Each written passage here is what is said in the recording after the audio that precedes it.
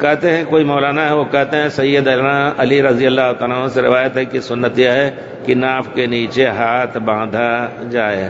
دیکھیے یہ ایک ایسی مصیبت ہے دنیا میں کہ لوگ جو ہے ہمیشہ مختلف رہیں گے، اختلاف کریں گے، لیکن اگر پیارے رسول کی تلقین کے مطابق آپ کی احادیث کو دیکھا جائے تو اختلاف ختم ہو سکتا ہے۔ آپ یقین جانیے ایک حدیث کا طالب علم کہہ رہا ہے کہ یہ حدیث صحیح نہیں حضرت علی سے۔ حضرت علی سے روایت ہے کہ سنت یہ ہے کہ ناف کے نیچے ہاتھ باندھا جائے۔ بخاری شریف میں سینے پر ہاتھ باندھنے کی روایت ہے۔ آپ کہیں گے کیسے؟ حضرت سہل بن سعد کہتے ہیں کنا نؤمر کان الناس یؤمرون، دو لفظ ہیں کہ لوگوں کو حکم دیا جاتا تھا کہ اپنی ہتھیلی اور اپنا داہنا ہاتھ اور اپنی ہتھیلی اور کلائی کو بائیں ہاتھ پر رکھیں۔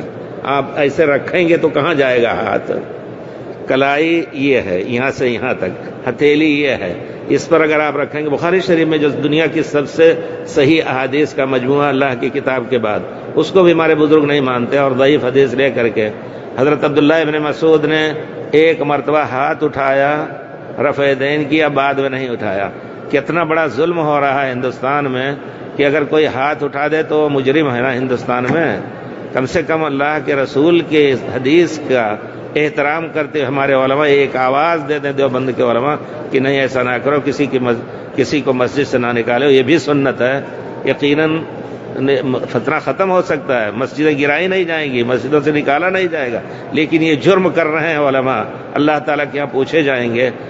کسی کو میں نے نہیں سنا کہ کوئی سلفی اہل حدیث مسجد میں گیا ہو اس کو نکالا ہو، لیکن ہمارے بھائی لوگ نکالتے ہیں، ہمارے جماعت تبلیغ کے لوگ مسجد جماعت جلاتے بھی ہیں نا، سنا ہے کہ نہیں؟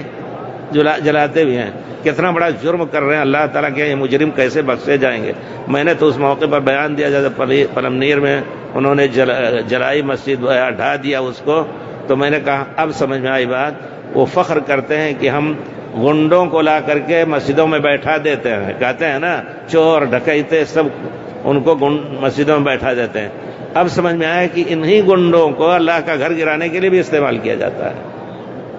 لا حول ولا قوت الا باللہ، اللہ تعالی ہدایت دے۔ تو میرے کہنے کا مطلب ہے کہ یہ روایت ضعیف ہے، اور رفع الیدین کی روایت آپ کل مسلم کے یہ سنن نسائی پڑھ رہے تھے، صحیح مسلم وغیرہ میں پوری ایک نہیں دسیوں روایتیں ہیں، دسیوں کئی صحابہ سے حضرت امام بخاری نے جز رفع الیدین ہی لکھا ہے، اس پر پوری حدیث جمع کر دی ہے کہ رکوع کے بعد ہاتھ اٹھائے، لیکن اتنی بڑی دشمنی ہے ان لوگوں کو حدیث رسول سے کہ اس کی طرف توجہ ہی نہیں دیتے۔ تو عبداللہ ابن مسعود نے ایک مرتبہ ہاتھ اٹھایا پھر نہیں اٹھایا، اس کو تو لے رہے لیکن وہاں سینکڑوں صحابہ جن کے بارے میں اجماع کا کہا جاتا ہے ان کی روایتوں کو نہیں لیا جا رہا۔ یہ کوئی انصاف ہے؟ یہی حضرت عبداللہ ابن مسعود جب سجدہ رکوع کرتے تھے تو ہاتھ دونوں گھٹنوں کے درمیان، سنا ہے آپ نے کہ نہیں؟ دونوں گھٹنوں کے درمیان ایسے رکھتے تھے تطبیق، اور گھٹنوں پر نہیں رکھتے تھے۔ کسی نے آ کے بیان کیا حضرت مغیرہ ابن شعبہ سے ایک قصے، کہا کہ ہم نے عبداللہ ابن مسعود کے ساتھ نماز پڑھی، انہوں نے رکوع میں اپنا ہاتھ دونوں گھٹنے کے درمیان رکھا، گھٹنے پر نہیں رکھا۔ کہا ہاں یہ شروع کی بات ہے، ثم نسخ ذلک، پھر اس کو پیارے رسول نے منسوخ کیا اور کہا کہ گھٹنے پر ہاتھ رکھو، علیکم بالرکب، اس پر نہیں عمل کیا جاتا ہے۔ پھر بتاؤں میں کہ عبداللہ ابن مسعود رضی اللہ تعالیٰ عنہ کے بہت سے اس طرح کے اپنی رائے ہے اس پر عمل نہیں کرتے ہیں، اور بہت سی ایسی رائے ہیں۔ حضرت عبداللہ ابن مسعود کہتے ہیں، ان سے صحیح سند سے ثابت ہے کہ قل اعوذ برب الناس، قل اعوذ بالفلق قرآن نہیں ہے، یہ رقیہ پیارے رسول کے لیے اتارا گیا تھا۔ پورے صحابہ اس پر متفق ہیں، اجماع کر کے قرآن جمع کیا تو سورہ قل اعوذ برب الناس، قل اعوذ بالفلق یہ قرآن کا جز بنایا۔ اور حضرت عبداللہ ابن مسعود، ہم ان علماء سے پوچھتے ہیں جو ایک اپنے مطلب کی چیز لے رہے ہیں، کیا وہ عقیدہ رکھتے ہیں کہ عبداللہ ابن مسعود کا کہنا صحیح ہے اور انہیں قل اعوذ برب الناس، قل اعوذ بالفلق یہ قرآن کا جز نہیں ہے؟ بہت سے مسائل ہیں۔ حضرت عبداللہ ابن مسعود حضرت عرفات میں بھی کہتے تھے کہ پوری نماز نہ پڑھی جائے، تمام صحابہ اس کے خلاف۔ بہت سی چیزیں ہیں، لیکن جہاں صرف مسلک کی بات آئی، کسی امام سے بات آئی، اس کو عمل کرنا ہے اس پر، اور حدیث 1000 مرتبہ قربان ہو جائے کوئی حرج نہیں. میں یہ بار بار بات اس وجہ سے لگتی چبھتی کہتا ہوں کہ ہمارے بھائیوں کو غیرت آئے تھوڑا سا. حدیث رسول سے متعلق اس طرح کا معاملہ جو ہے سوکن کے بچے کا معاملہ یہ بہت ہی غلط ہے, بہت ہی غلط ہے, اس میں کوئی شک نہیں. اللہ تعالیٰ کے بہت سخت سوال ہوگا ان کو, اور ہم انشاءاللہ کھڑے ہو کر کے شکایت کریں گے. اللہ, میں نے دیکھا ہے کتنی مسجدوں کو انہوں نے خود گرایا ہے, مدن پلی کی مسجد کو گرایا ہے انہوں نے.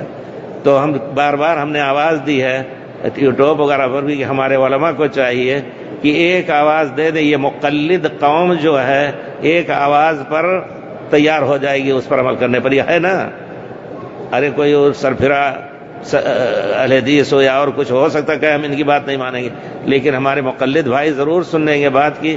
دیوبند سے بیان نکلا ہے, اور کیا نام ہے وہاں سے, کہاں سے جو امیر شریعت ہے وہاں سے بیان نکلا ہے, کام نہ کرو, لیکن نہیں کر رہے ہیں. مسجدوں پہ مسجدیں جلائی گرائی جا رہی ہیں.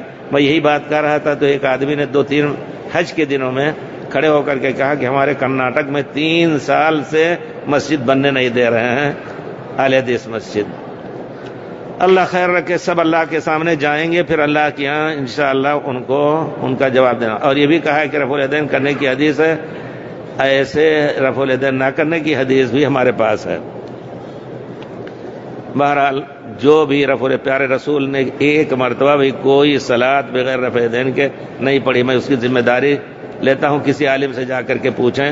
حضرت عبداللہ ابن مسعود کے اس قول پر عمل کر کے رفع الیدین, دوسرے بھی لو نا, سب کا